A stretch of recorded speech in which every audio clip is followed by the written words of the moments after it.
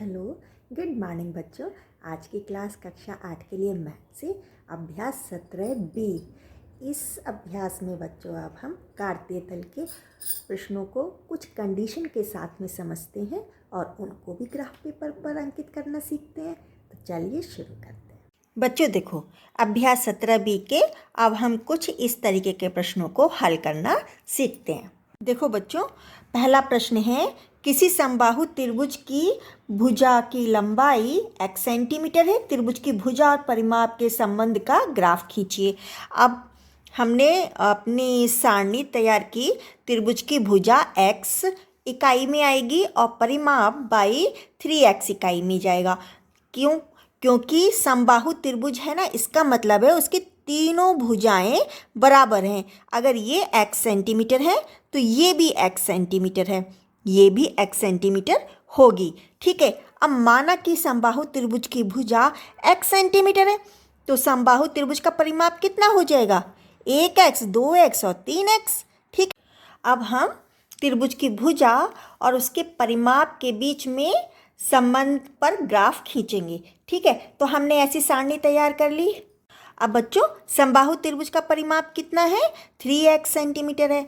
अब हम बारी बारी से x का मान बदलते जाएंगे और उसका परिमाप निकालते जाएंगे। ठीक है, जब मैंने x का मान 0 रखा तो 3 की गुणा 0 में करेंगे तो आंसर 0 आएगा। मैंने इसके नीचे 0 लिख दिया।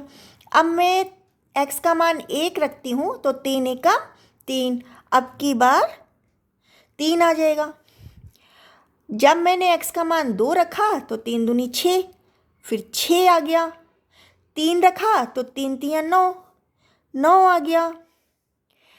अब 4 रखा तो 3 चौक 12, 12 आ गया। इसी तरीके से अगर मैं x का मान 5 रखती हूँ तो मुझे वो 15 मिल जाएगा। 3 पंजे 15। ठीक है, अब इसके लिए हम ग्राफ खींचेंगे। ठीक है बच्चों, हम यहाँ पैमाना मानेंगे कि x अक्ष पर 1 सेंटीमीटर बराबर 1 सेंटीमीटर और y अक्ष पर 1 सेंटीमीटर बराबर 3 सेंटीमीटर। ठीक है बच्चों। तो बच्चों, जब हमने भुजा को 0 पे रखा तो परिमाप भी उसका 0 पे आया, इसलिए यहाँ पर हमने डॉट लगाया।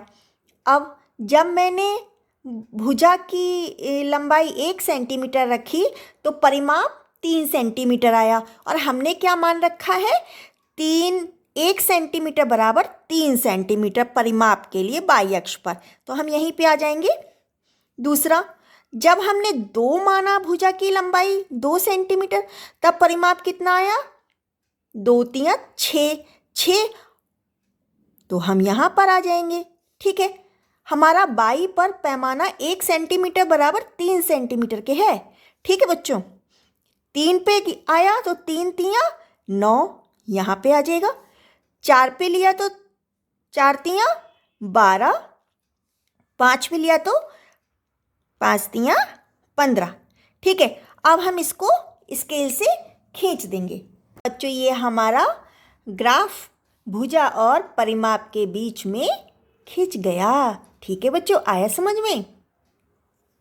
अब बच्चों, हमारा दूसरा प्रश्न है, एक आयत की लंबाई उसकी चौड़ाई से दुगनी है। आयत के क्षेत्रफल और चौड़ाई के संबंध का ग्राफ खींचिए। अब हम क्या करेंगे, जैसे कि आयत की चौड़ाई माना कि x सेंटीमीटर है तो आयत की लंबाई कितनी हो गई? 2x centimetre. तब आयत का क्षेत्रफल कितना हो गया? लंबाई गुणा चौड़ाई। तो लंबाई कितनी है? 2x गुणा, और चौड़ाई कितनी है? x सेंटीमीटर, तो x। अब इसकी गुणा कर दो तो 2 एकम 2। ठीक है, और x स्क्वायर, ये क्या हो गया? Centimetre square.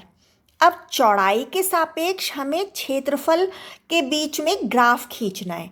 ठीक है, अब मैंने आयत का क्षेत्रफल निकाला 0 चौड़ाई रखने के साथ। तब 2 गुणा 0 का वर्ग बराबर आंसर कितना आया? 0 सेंटीमीटर का स्क्वायर। अब मैंने चौड़ाई रखी 1 सेंटीमीटर तो 1 एकम 1, 2, 2 एकम 2, 2 सेंटीमीटर वर्ग। अब मैंने चौड़ाई रखी 2, तब 2 दूनी 4 और ये 2 चौक 8, 8 सेंटीमीटर वर्ग। अब मैंने चौड़ाई 3 रखी, तब 3 तियाँ 9, 9 दूनी 18 सेंटीमीटर वर्ग। अब मैंने 4 रखी, तब 4 चौक 16 और 16 दूनी 32 सेंटीमीटर स्क्वायर। अब मैं ये देखूंगी कि इसके नीचे अब हम ऐसे ही लिखते जाएं, जैसे 0 के नीचे 0 लिखा, 1 के नीचे अब हम 2 लिख देते हैं, 2 के नीचे अब हम 8 लिखते हैं, और 3 के नीचे अब हम 18 लिखेंगे, और 4 के नीचे अब हम 32 लिखेंगे। ठीक है, अब चौड़ाई के सापेक्ष क्षेत्रफल का अब हम ग्राफ खींचेंगे। ठीक है, अब बच्चों हम अपना एक्स अक्ष पर हमने चौड़ाई को लिख लिया, वाई अक्ष पर अब हम अपना क्षेत्रफल लिखेंगे। अब बच्चों हम अपना स्केल मानेंगे, एक्स अक्ष पर 2 सेंटीमीटर बराबर 1 सेंटीमीटर, ठीक है, और वाई अक्ष पर 1 सेंटीमीटर बराबर 4 सेंटीमीटर। अब आप देखो, मैंने जहाँ पे चौड़ाई लिखी है वहाँ पर मैंने 2 सेंटीमीटर के बीच में 1 लिखा है, यहाँ भी 2 सेंटीमीटर के बीच में फिर 2 लिखा, 2 के गैप में लिखा है।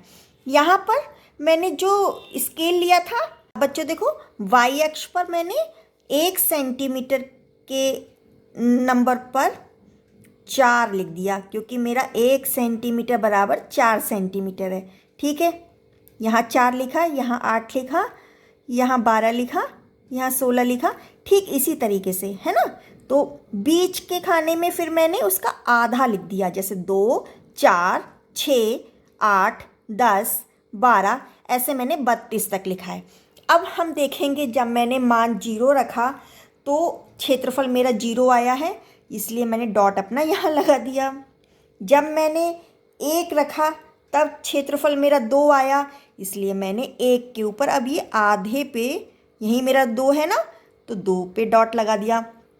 जब मैंने 2 रखा मान, तब मेरा क्षेत्रफल 8 आया है, तो मैं 8 पर गई, ठीक इसी के ऊपर। अब जब मैंने 3 रखा है तो 18 आया है, अब मैं 18 तक गई। ठीक है, जब मैंने 4 मान रखा है तो 32 आया है, अब 4 के बाद में मैं 32 तक लेकर गई। ठीक है, फिर मैंने इसको फ्री हैंड से इसको मिला दिया। ठीक है, अब ये मेरा आयत का क्षेत्रफल चौड़ाई के सापेक्ष में ग्राफ खिंच गया। अब बच्चों इस वीडियो में इतना ही, अगले प्रश्नों के साथ हम अगली वीडियो में मिलेंगे। Okay, all the best.